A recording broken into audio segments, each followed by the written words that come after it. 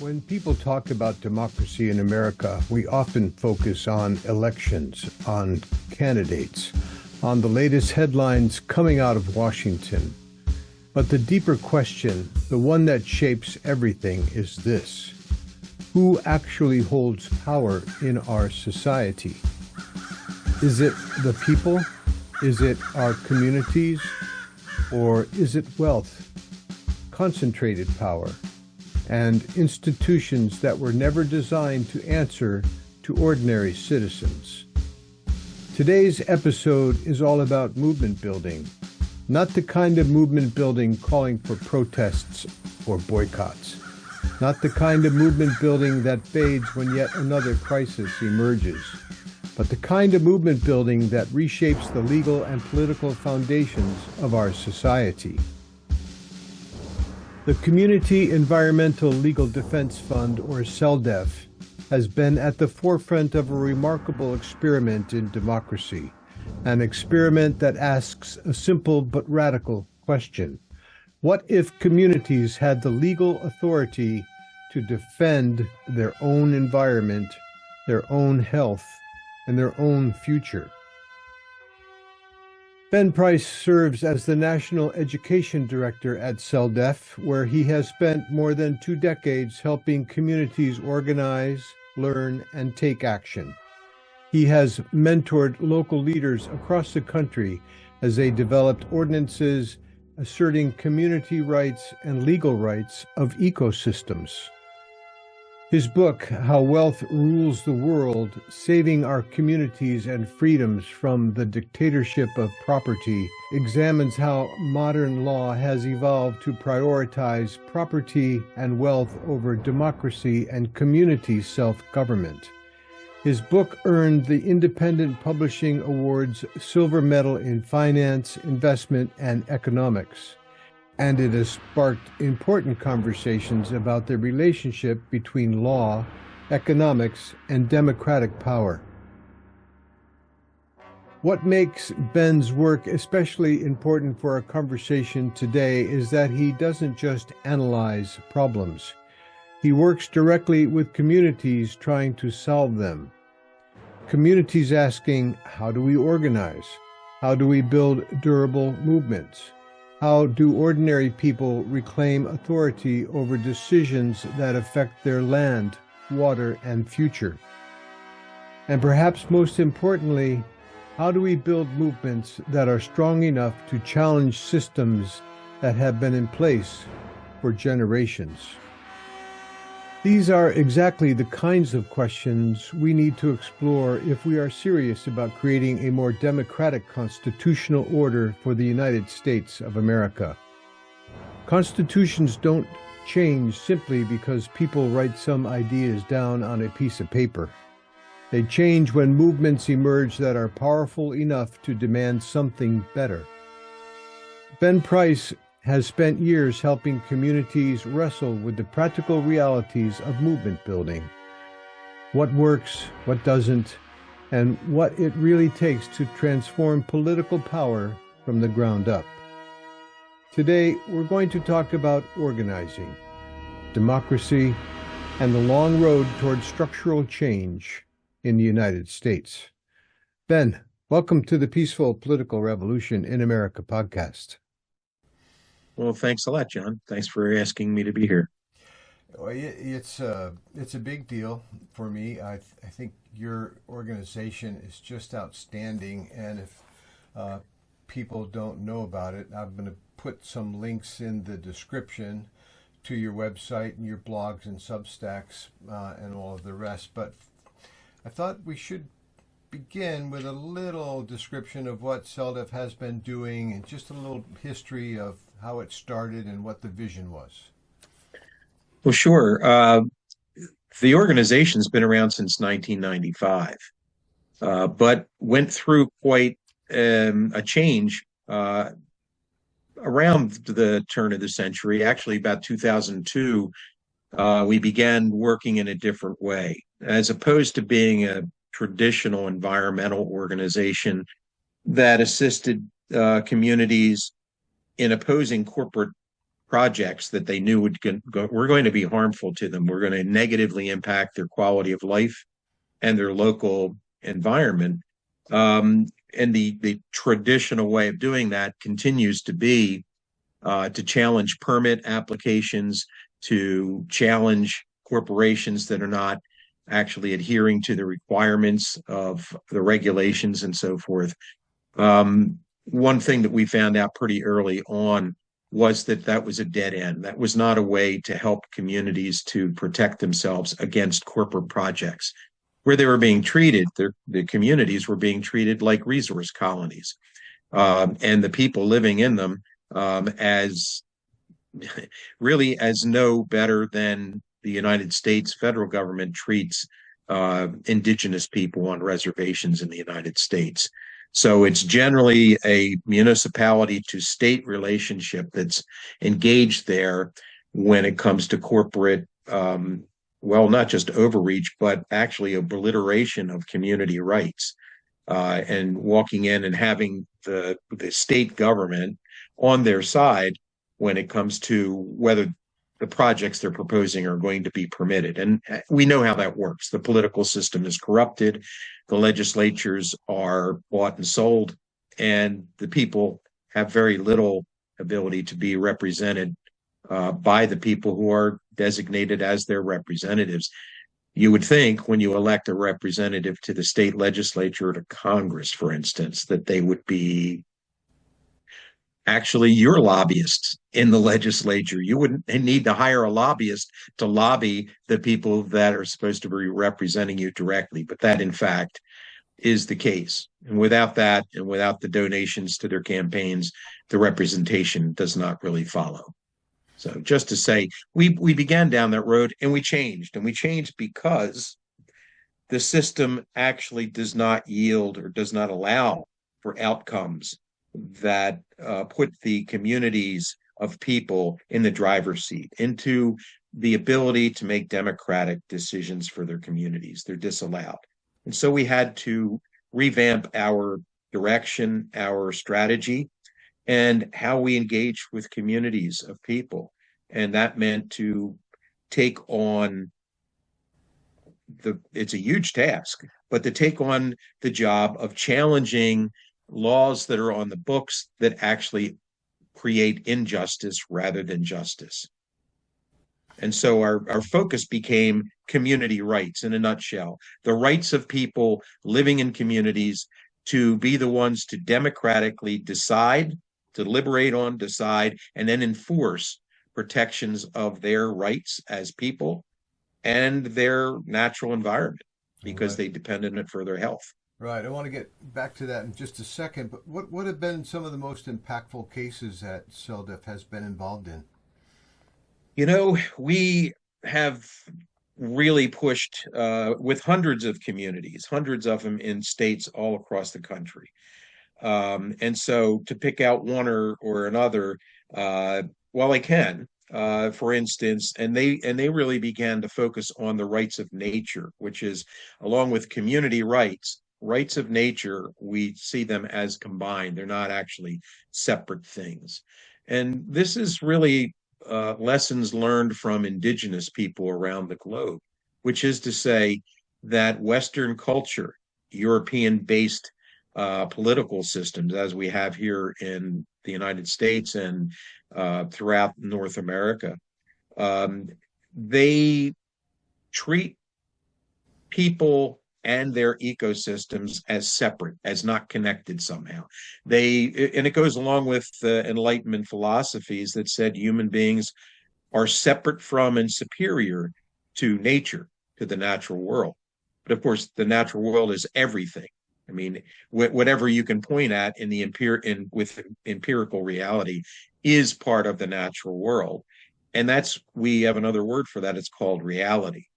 And Western philosophy, it's bizarre, but Western philosophy has gone so far down the wrong path that they've become openly schizophrenic, saying that human beings are separate and superior to the rest of reality. We say nature, but it's reality.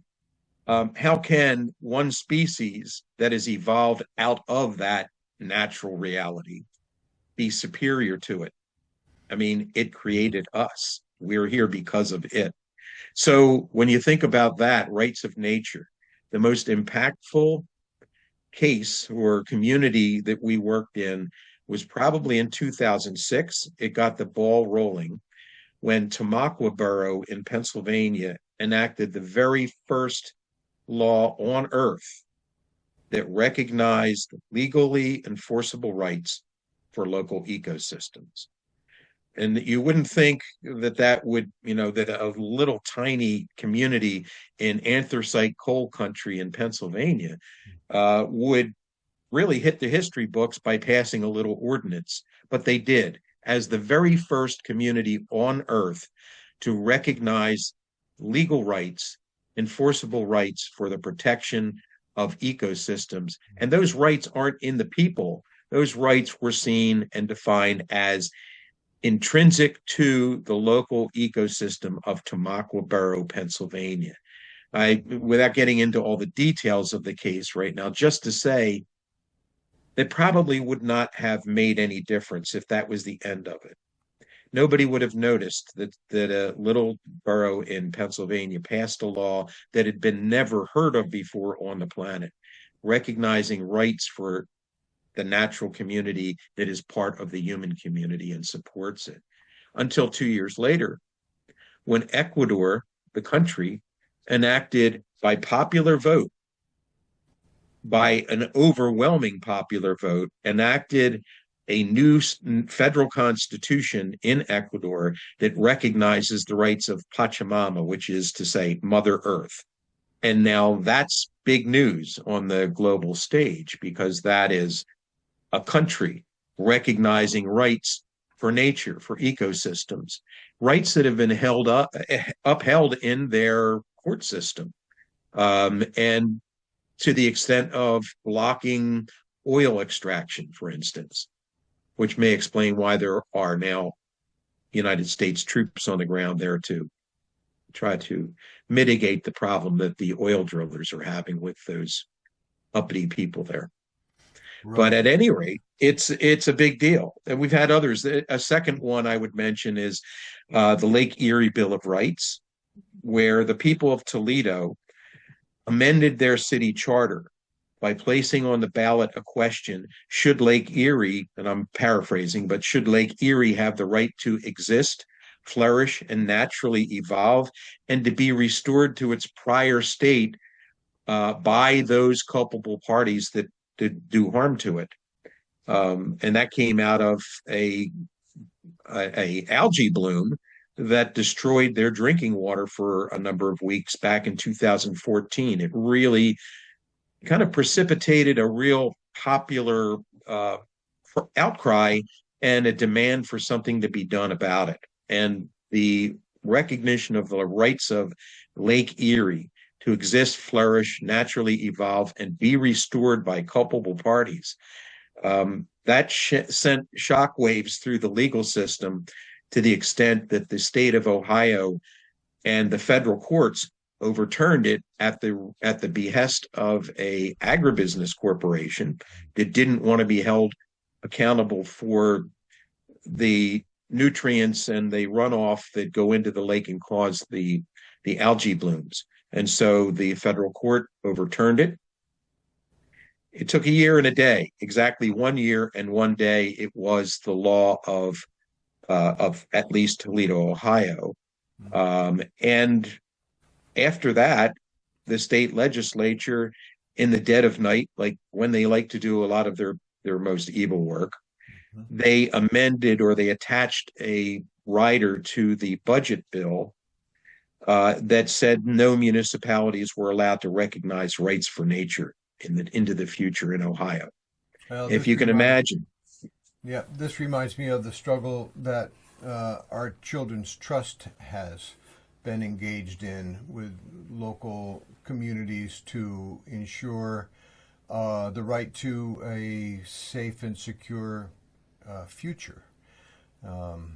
And they're having a lot of difficulty getting progress through the judicial system, which is to me not surprising.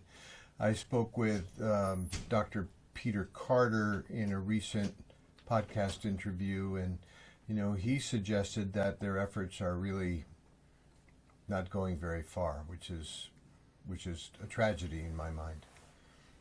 It's a tragedy, and it's an indicator of where our judiciary and in fact, where state and federal government are in the United States, which is to say, we know words like precedent and stare decisis, the Latin term, which means let prior rulings of the court stand. Hmm. So precedent means that if a decision's been made by courts in the past, generally it's going to be upheld into the future, which is a very conservative way to hold on to archaic decisions and frankly decisions that were made by racists who held slaves in possession as their property at the time of those decisions being made in many cases. What we have is a system that does not allow the people to make adjustments when they realize that our system of law has gone down the wrong track, This and reminds that me, is a shame. yeah, it goes back to the idea that human beings are separate from nature, that because we can dominate nature and control it, we're outside of it. But it's It's absurd. it's a bizarre It way of thinking. really I is. mean, that It's logic, nuts. you could support an argument that says that cancer cells are actually the top of the pyramid for life forms because they can conquer things and kill them. Yeah. But just as cancer cells kill their hosts and then themselves as a result, human beings are killing their host.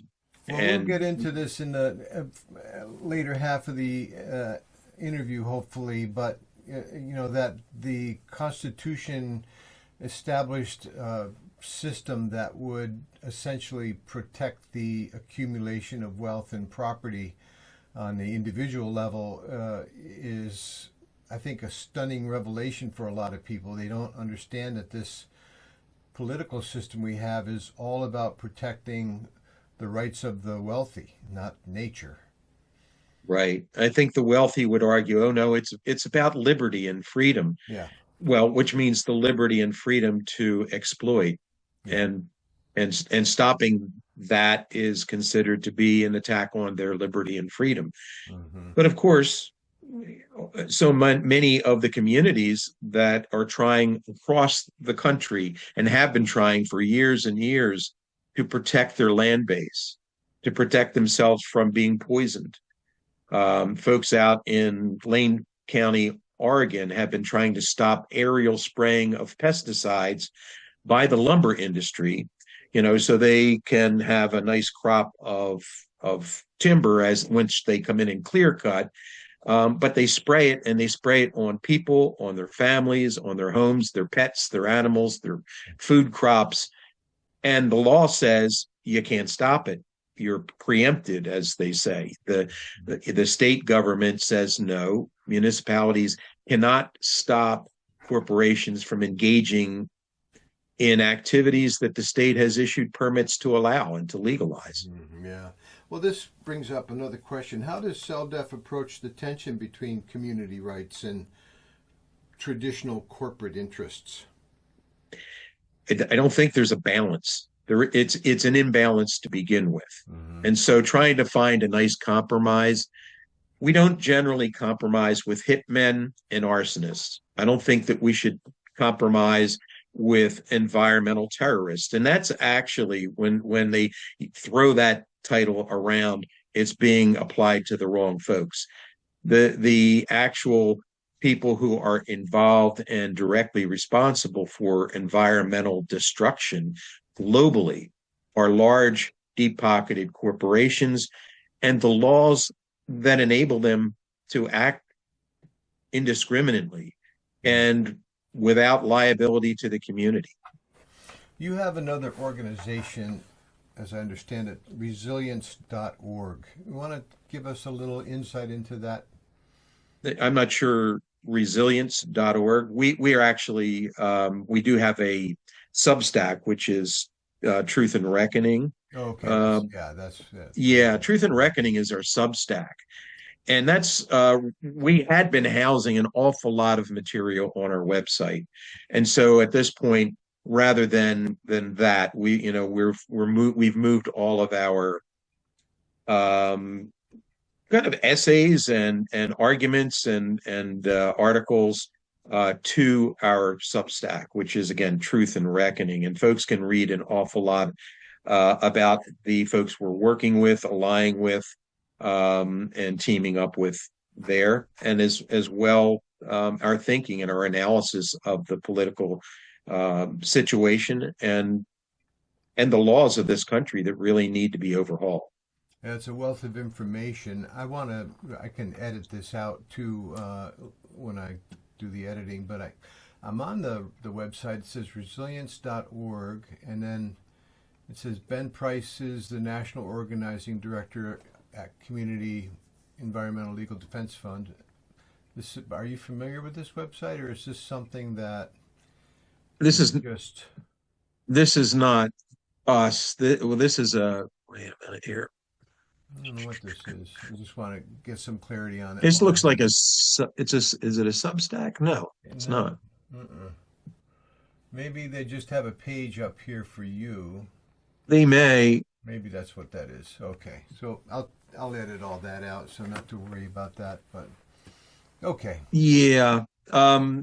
Yeah, we don't have a separate organization Okay. for that. We do have a we have three program areas, and I can talk about these. Let's Uh, let's let's do that, Ben. Let's talk about the different areas that you have uh, underneath that umbrella of cell death. What okay. you say there are three basic areas? Yeah, so three project areas, and so the first of them is our consulting uh, program area. So people that want to know if we can help them, they call in. Um, we kind of do a little bit of screening, find out what their situation is in the community, and determine if the folks that have called us are in a position to, in many ways, to take on a real challenge. Because what we don't do, what CELDEF has not been doing at all for the past 20, 24 years anyway, is working within the system that constrains communities and individuals from actually achieving the goals they're attempting to achieve. And so when we consult with, and it may be just a few people in a community or a community group or a municipality, we generally assess their readiness to take on the actual problem rather than dealing with the symptoms. And so when someone calls us and says, we want to stop fracking from happening in our community, um, and what we'll get into is a discussion about, okay, you want to stop fracking, but you understand that to stop that, you actually have to change the way that the law looks at that activity. Right now, the law looks at it in the states where fracking, well, you know, where the gas is in the formations under the ground, and the corporations want to extract it. Um, they they have already front loaded the legislature with laws that allow the extraction and that at the same time preempt communities from stopping corporations from engaging in it. What rules are in place are what we know as the regulatory system. And what is that? The regulatory system is a system of law that sets parameters for active corporate activities, extraction activities, uh, waste deposit, all kinds of things that change and harm communities and the environment and the health of people and non-human living things. And those regulations, frankly, what we came to understand they don't protect the environment. That was the lie that was given early on when the EPA was established. To regulate environmental harm is not to protect the environment. It is actually to regulate the rate at which the environment will be fully destroyed. Mm. It is not a protection. It says For instance, 10,000 parts per million of toxin X can be put in the water, and that will allow the corporations who get a permit to put that much stuff in the water. It'll allow them to engage in their profit making and whatever that project is. What it doesn't do is protect the fish and the other organisms in the water from being poisoned. It limits how much they're poisoned, if you will. And then another corporation asks for a permit to do the same thing, and the amount of harm is doubled into the water because now you've allowed 10,000 parts per million for this company and 10,000 parts per million for that company. To me, that's 20,000. And if you do it for a few more companies, we've got 100%. We can just wipe it out, right? I mean, that's the model that we're using. The rate of destruction is being regulated. And the other thing that's being regulated is environmentalists, who are then told it's when the corporation who applies for it gets the permit allows them to do harm up to the maximum that the state has legalized. And the permit acts as a license to do the harm and as a protection against liability to the community that has been harmed. That's called environmentalism today. Yeah. We reject it. So consultation is about finding out, are people ready to understand what's really going on, the shell game that's going on here, and are they willing to engage it? The second of our project areas is education. And that's where we actually teach people about these anomalies. We might think of them as anomalies, but actually they are the default of environmental law and regulation in other areas besides the environment, like labor laws, for instance, regulating pharmaceuticals. Whatever is being regulated is not protective. What it is, it's not protective of the community. It is protective of the profit makers. Yeah. And we call that ceiling preemption, by the way. Ceiling preemption is when the state puts a cap on how much harm can be done and then tells the communities in the state they can't pass any laws that will protect their health and safety or their local environment any more than the state has. Right. I'm curious to know what underneath the education umbrella, what portion of your activities and efforts are directed at a stronger democratic society? Trying to get that out in a better way, but what would be the ways in which you approach the issue of democracy in this country? That's really central to it. You know, we talk about community rights and rights of nature, and people and nature are the same. We're part of nature. That's an important thing. And educating about all of that is important. How does democracy fit in? Well, we assert that every community has a democratic right to determine for themselves in what ways their community or their local environment will be changed or harmed, and to say no when they understand that it is going to do harm that shouldn't be allowed. They have a duty to, those local governments actually have a duty to protect as much as any other level of government. Mm-hmm. And so democracy is waylaid when local laws are preempted by state laws or federal laws that stop them from protecting themselves to the degree that in their democratic discretion as communities, they think they must protect themselves, their children, their drinking water, their food, and the environment that they depend on for life, the quality of the air they breathe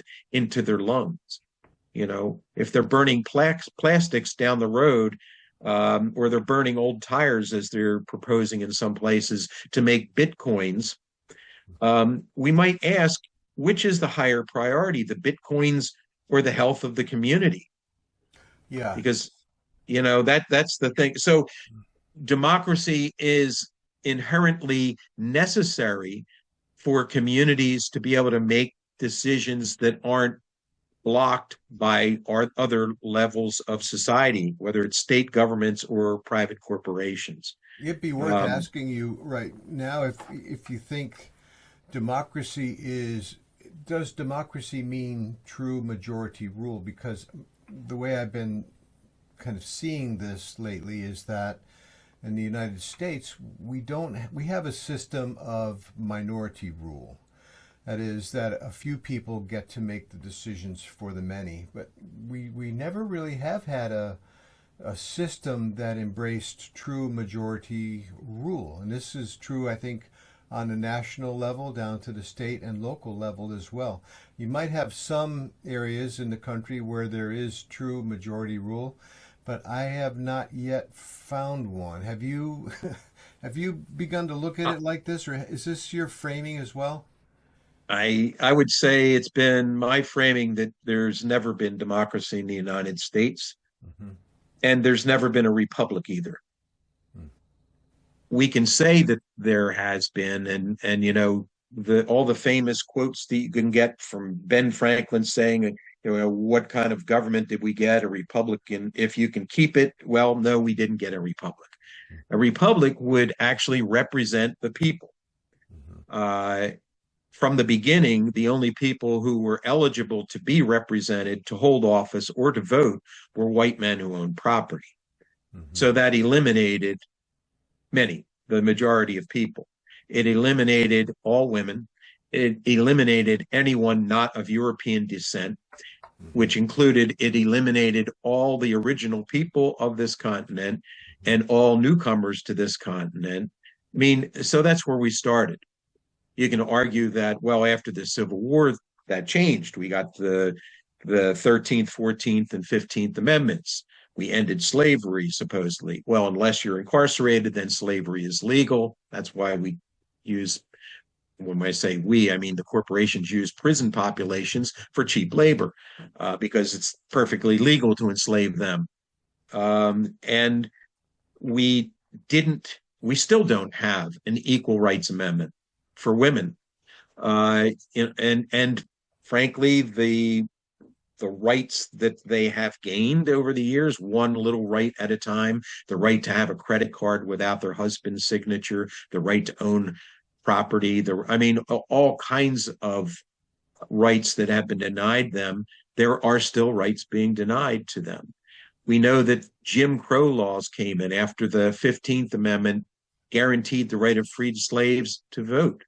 And we know that the KKK and the Jim Crow laws, up until the 50s and 60s and even later, um, kept people down. They got no representation.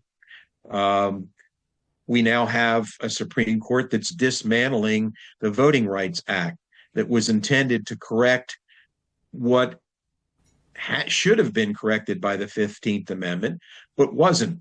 And there was an attempt to correct it, some decades ago. And the problem being, rather than ensconcing those rights, the voting rights, in the Constitution as an amendment, what was done? Well, they put it under the Commerce Clause, the same as they do with the environmental laws. They put it under commerce because commerce is actually the highest good and the highest value and the highest right in the eyes of the federal government and the state governments as well. You have a lot of great articles on your blog. I want to really encourage everyone to go to the website and do a little bit of research and reading there. It's been an eye opener for me. One article I read recently was actually from 2023. It was called "The Challenge of Movement Building," and this spoke to me personally because right now in the work that I'm doing with others around the country, I mean, this is exactly what we are beginning to focus on now. There's a number of groups around the United States that are aligned with this, thinking that we need true systemic constitutional reforms or possibly even replacement. And I would argue that the latter is probably more appropriate now, that we need an entirely new constitution. But we have lots of organizations around the country, like Unify USA, and not to be confused with another group that is, I think, has the same name but is a Christian-based organization. Not to say that's something I'm just not very familiar with that one. But Unify USA is a great little organization. There's a group of folks organizing called Renew American Democracy, or RAD, and I'll be interviewing Stephanie Lindquist soon, who is the founder of the Model Constitution Convention. And they're going to be holding their second convention. I believe it's in May this year. You know, an effort by students to come together to hold a convention to actually create an alternative constitution for the United States. It's a model, but I'm wondering, what's your sense of what's going on in the country now? Are we approaching a time where Americans are beginning to doubt the system or distrust it to a degree that this kind of conversation is becoming more accessible to everyone?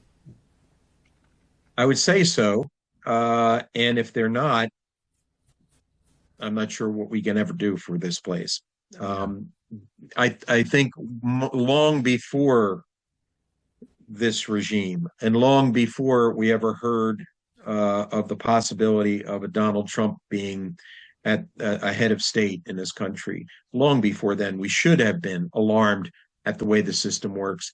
But it's been an effective, I will say the American Constitution was a counter-revolutionary reaction to what people were calling for, who were inspired to revolt against the British Empire by the writings of people like Tom Paine, who wrote Common Sense.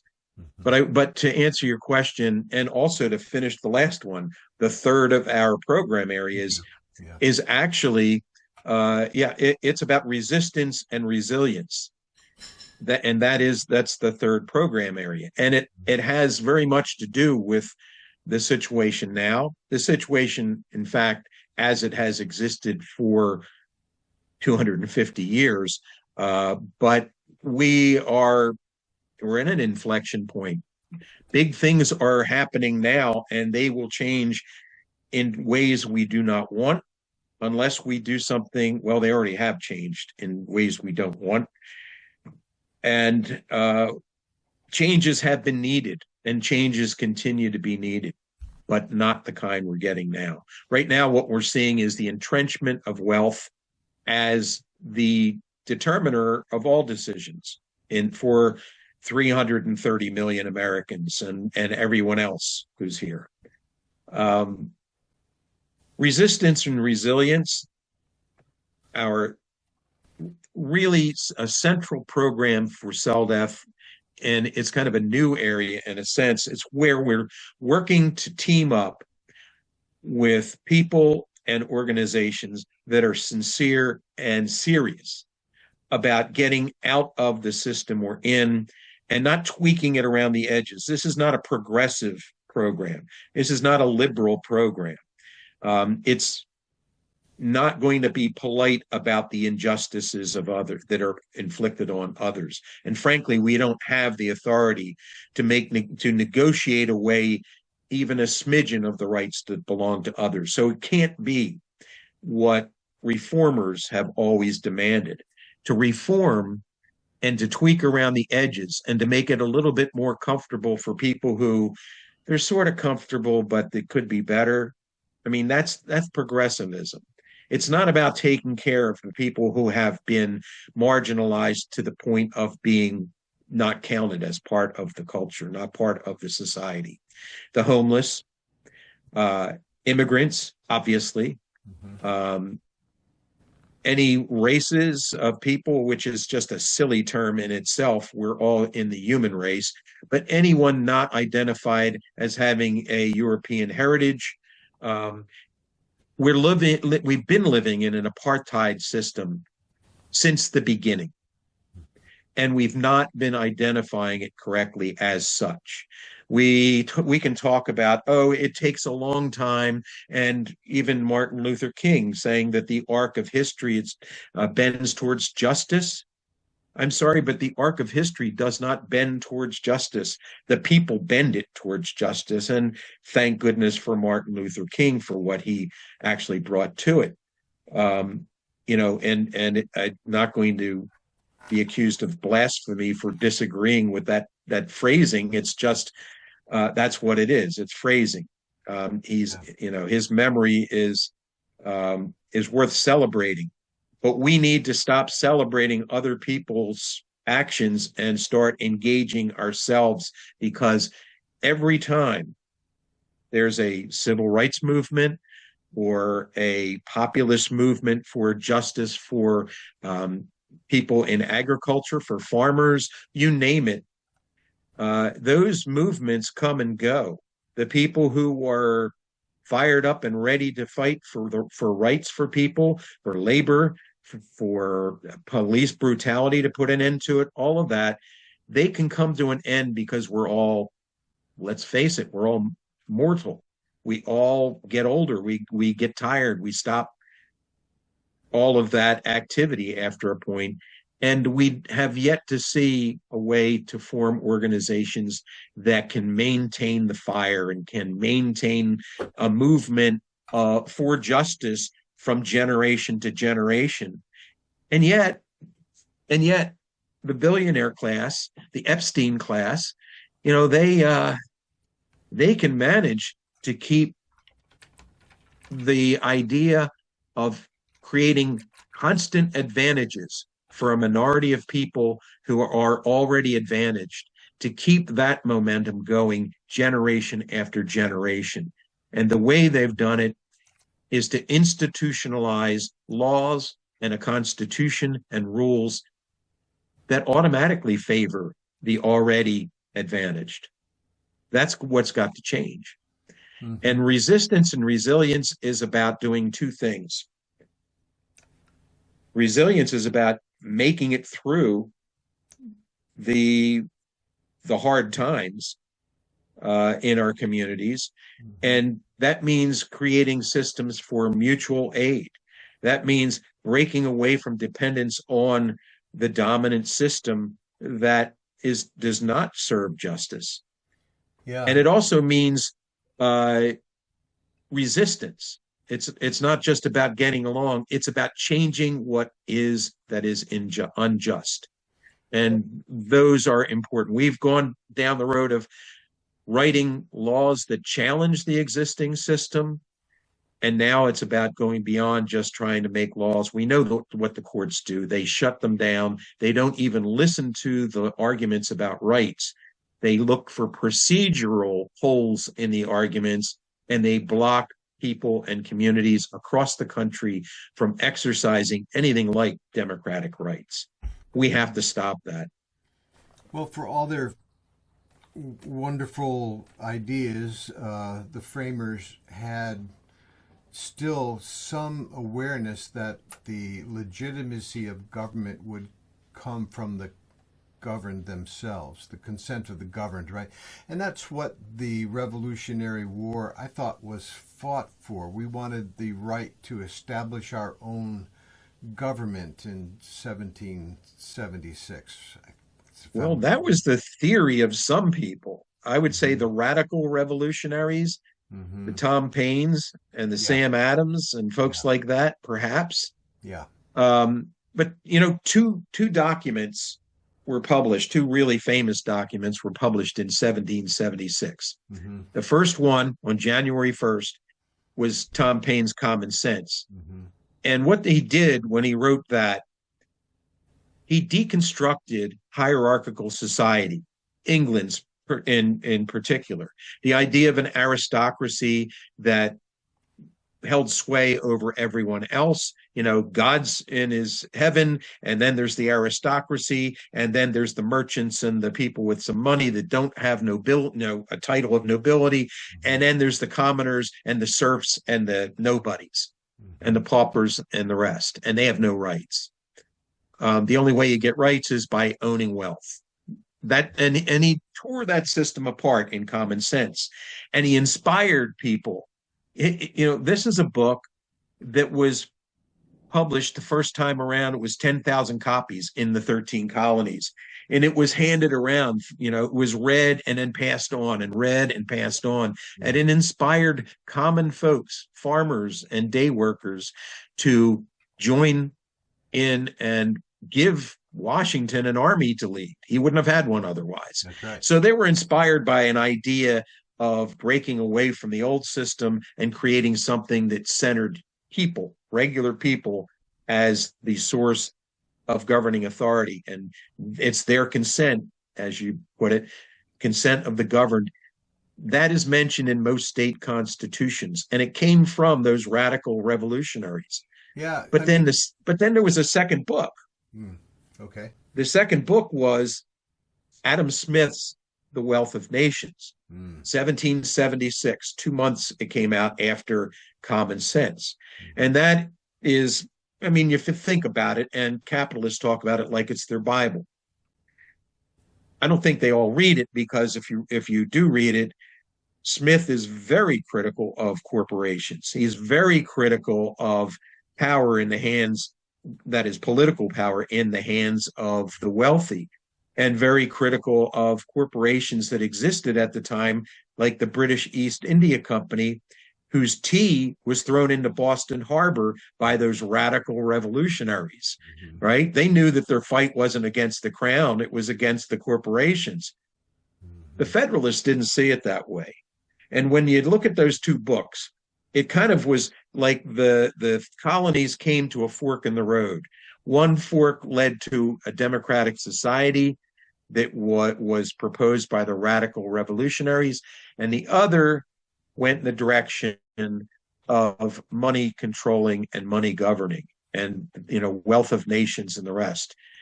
Alexander Hamilton, guess which book he liked? Yeah. No and doubt. guess who Washington wouldn't have anything to do with after the revolution was won? Right. That was Tom Paine. Yeah. And matter of fact, no one wanted to talk to him anymore after they used him as a propagandist, is the way they used him, to get soldiers to go to war for ideals that the Federalists knew they were going to cheat them out of. Yeah, it's fascinating. I interviewed Christian Fritz on his book American Sovereign, and he said that basically this idea of sovereignty was lost. It's become a relic. We don't understand it anymore as Americans yet. It was, George Washington pointed it out in his farewell address, that the basis of our form of political system was the right of the people to make and to alter their constitutions of government. And then again, Hamilton points it out in Federalist 1, and he says, I'm going to read this. He says, it has frequently remarked that it seems to have been reserved to the people of this country by their conduct and example to decide the important question whether societies of men are really capable or not of establishing good government from reflection and choice, or whether they are forever destined to depend for their political constitutions on accident and force. And I would say, in our case, hereditary. This is a political system that we inherited. And we haven't yet organized ourselves as a people as a whole to confront the undemocratic structures within that system, even though the basis of our political system is the right to do that. And that this is what goes back to movement building for me, is when we want to kind of address these multiple existential crises that we are in now. Why are we not organizing as a people as a whole to hold a new convention to deliberate over how we want to govern ourselves? What's your thought there? Well, John, I'm going to say that we're going to have to tweak our definition here Okay. of the people, because when the Federalists talked about the people, they were not talking about all of the people. I think that's already clear. They were talking about white men who owned property, and that meant land. And so land speculators and speculators in war bonds too, by the way, came out of the revolution better off than regular working folks, farmers, and so forth. Um, we can have all kinds of wonderful language. If we look at the Declaration of Independence, it may have been inspired by Tom Paine, but it got filtered through the Federalist mind of, okay, so Thomas Jefferson worked along with John Adams and with Ben Franklin and with some others behind the scenes. They took out a call to end slavery, which was in the original draft. That'll never fly. The southern states won't go for it, so we won't have them. So it was okay to trade away the rights of all African Americans, all of the people being treated not as human beings, but as property. It was okay for them to negotiate away their rights. I'm saying that sarcastically. It was not okay. They had no right to do it. And so the language of, we hold these truths to be self-evident, that all men are created equal. Well, if what you mean by men is only white men of European heritage who own land, then it's not so inspiring. And that is what they meant. Right. We know that.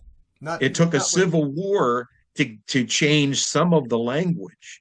But we have a contracts clause that was used to turn corporate property into a legal person with constitutional rights.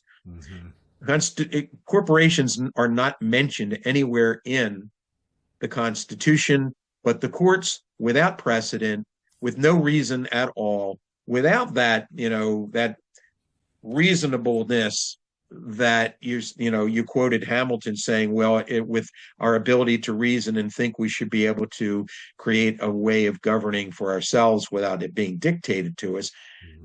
Sounds reasonable, except for you have to let everybody have a voice in that, and that is not how it was done.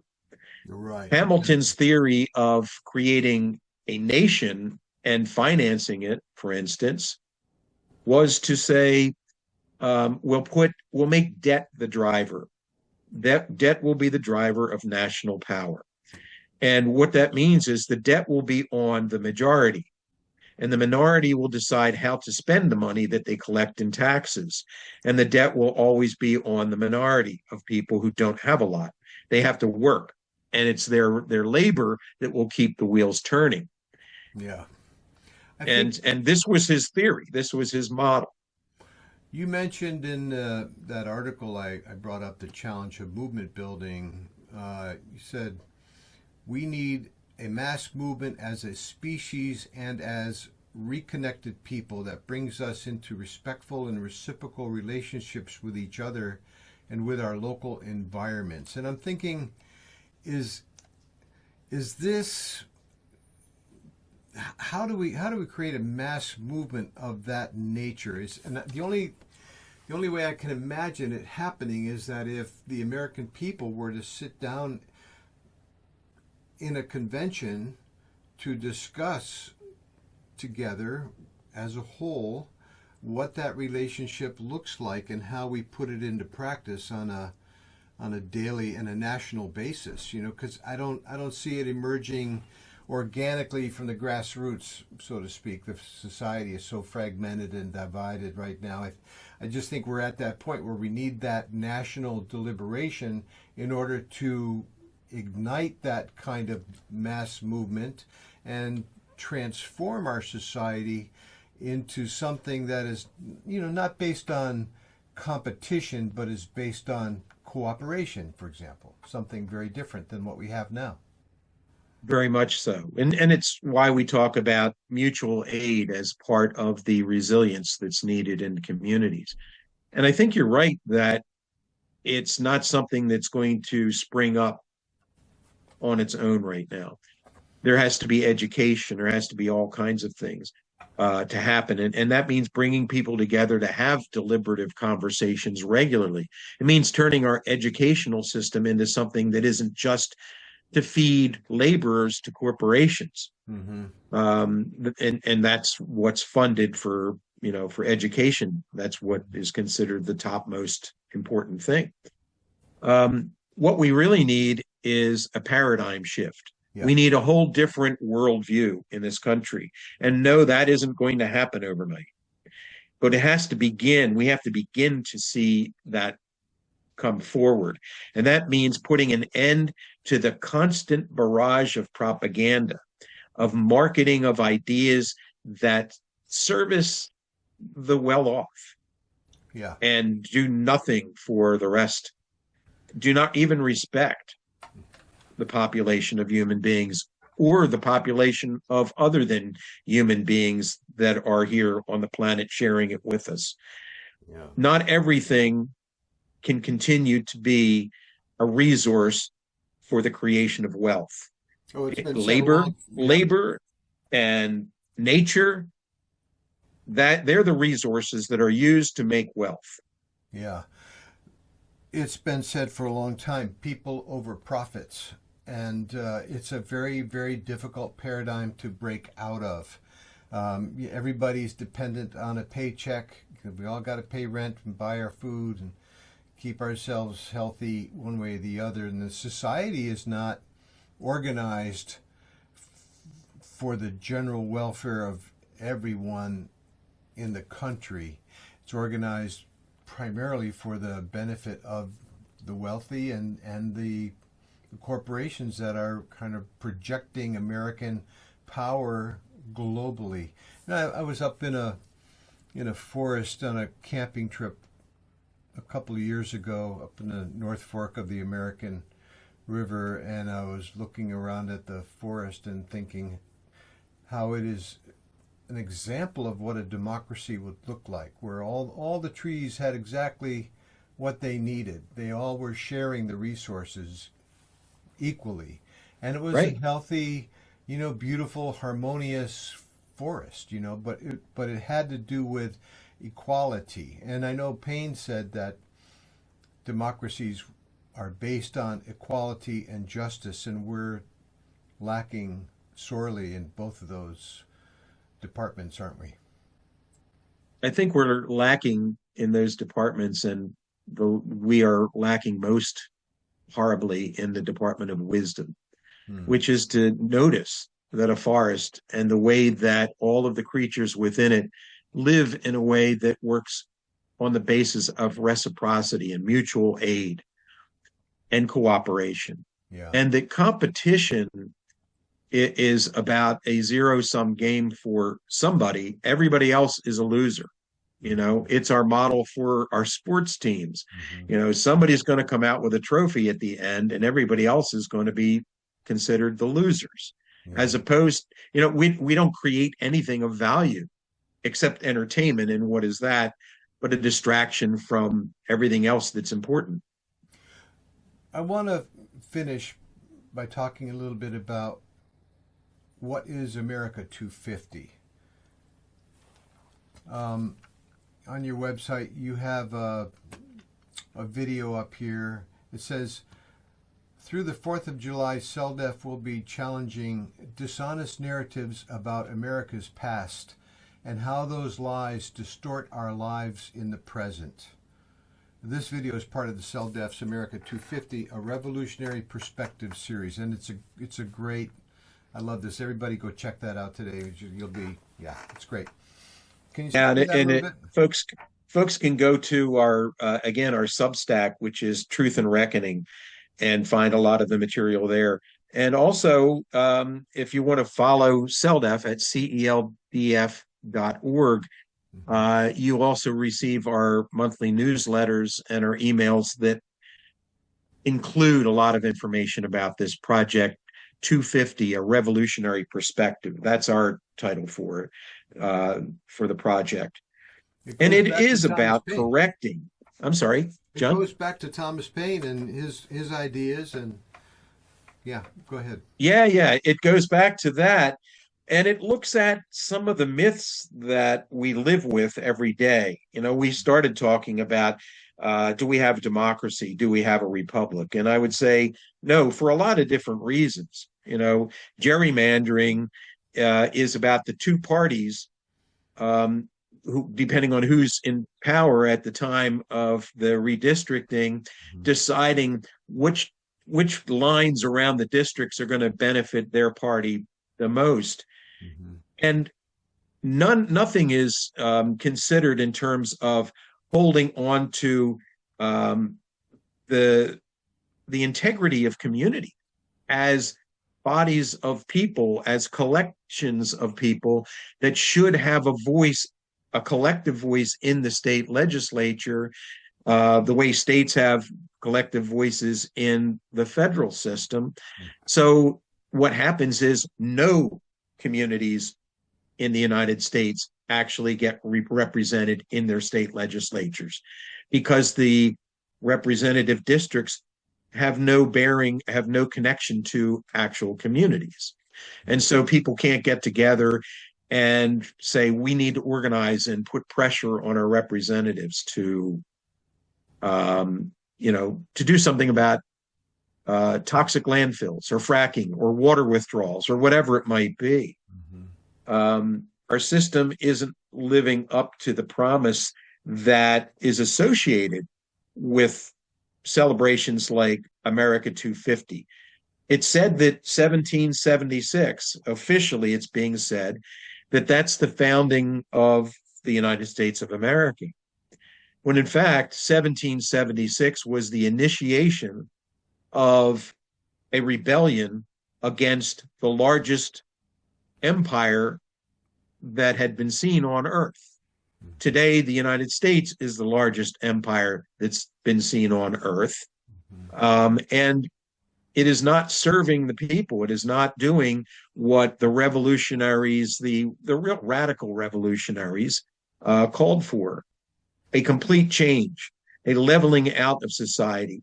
Today, you would hear uh, people howl on the left and the right. Oh, that's socialism, that's Marxism, that's communism. I'm sorry, but working together in a cooperative way doesn't have anything to do with Karl Marx.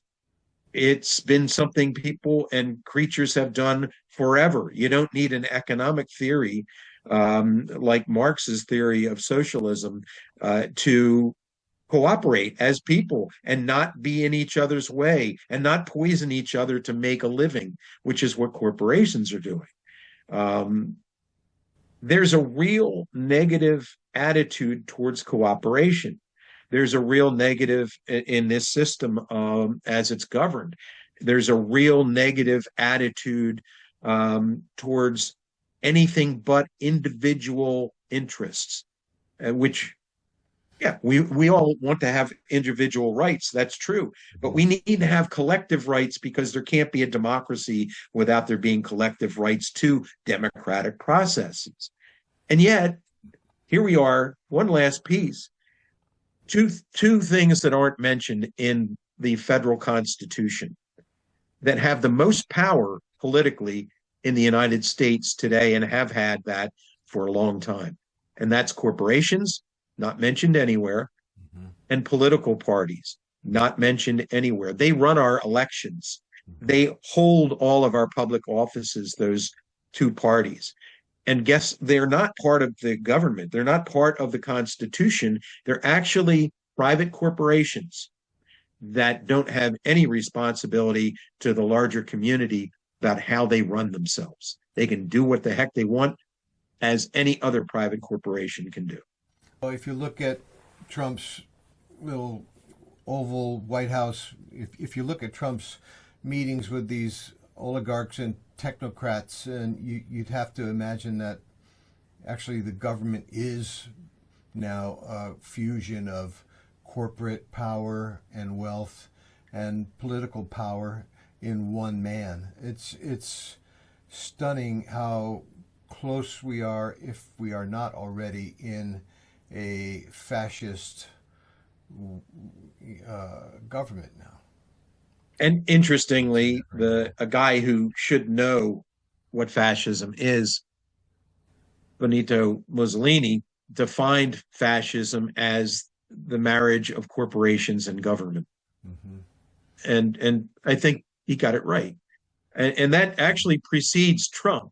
Trump has done something the rest of the Democratic and Republican regimes haven't had the guts to do, and that's just be out in the open about it. Yeah. Well, I hope that the American people will come together and begin to talk more about the state of our political system in particular. I think the Constitution is long expired and irrelevant. It's, as Jefferson said, I think he would have said it was null and void 20 years after it was created. So we're way overdue for a course correction when it comes to our Constitution. And I hope that Americans will take a deeper look into what that might look like. If we want to transform society and step into a new paradigm, it seems to me that we're going to need a political system that will enable us to do that. It is possible. That's the fun thing. Yeah. It's possible to do it. It's not possible in many minds because the power in the hands of those who don't want it to change is very great. That's true. Mm-hmm. Our power is very great as well if we cooperate, if we pool our energies and really create a people's movement that says, we're done, we're fed up, you're irrelevant, and I mean the system of governing that we're suffering under, and we're not going to support this oligarchy run system of property and wealth over rights, humans, and nature. We must be architects of the improbable. In our next episode, we're going to explore one of the most important questions facing our country today. What would it look like for Americans to rethink their Constitution? For a long time, the idea of a constitutional convention felt remote, something discussed mostly by historians or legal scholars, but rarely by everyday citizens. Yet recently, that conversation has begun to surface. Across the country, people are asking deeper questions about the political system we inherited. Is it still capable of meeting the challenges of the 21st century? Are amendments enough to fix what isn't working? Or is it time for a broader national conversation about the structure of American democracy itself? Dr. Stephanie Lindquist is one of the country's leading scholars of constitutional law and judicial behavior. She currently serves as the Nickerson Dean and Professor of Law at Washington University School of Law, and over the course of her career, she has held major leadership and faculty positions at Arizona State University, the University of Georgia, the University of Texas, and Vanderbilt University. In May of 2026, in St. Louis, she will bring together participants from more than 70 universities for the second Model Constitutional Convention, an ambitious effort designed to simulate the process described in Article 5 of the U.S. Constitution. Students and faculty from across the country will step into the roles of constitutional delegates. Together, they'll debate proposals, negotiate across political divides, and attempt to design amendments and perhaps even a new constitution for the United States of America. This conversation is really getting interesting. I hope you'll join us for the next episode of the Peaceful Political Revolution in America. Until then, stay safe out there.